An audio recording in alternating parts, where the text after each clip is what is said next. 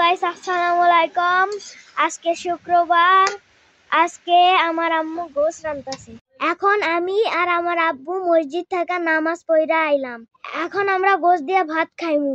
বাসায় আইসা দেখি আমার আম্মু নামাজ পড়তাছে। আমার আম্মুর নামাজ শেষ হইলে আমরা গোশ দিয়ে ভাত খাইমু। এখন আমরা ভাত খাবো। এই যে আমার আব্বু ভাত লইতাছে, এখন আমি নিব। সবাই আমরা একলগে খাওয়া দাওয়া করি। আমরা এখন খাওয়া শুরু করতেছি। আমরা এখন খাবো। আমার আম্মু এই যে গোশত তুলে দিতেছে। আমার আব্বু লবণ ছাড়া ভাত খায় না। তোমার আব্বুর দিকে তাকা, দেখাও তোমার দিকে ভাত।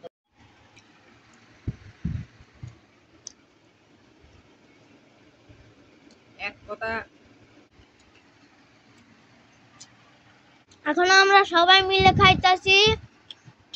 এই দেখেন, সবাই মিলে আমরা খাইতাছি। গোশের তরকারি অনেক মজা হয়েছে। শুক্রবারে নামাজ পড়া আইসা সবাই একসাথে মিলে খাইলে বরকত বেশি। আপনারা সবাই একসাথে খাবেন। শুক্রবারে আমার আব্বু গোশ ছাড়া ভাত খায় না। অন্য তরকারি হলে আমার আব্বু রাগ করে। আমার আম্মুর খাওয়া এখন শেষ হয়ে গেছে। এখন আম্মু হাত মুখ ধুইতেছে।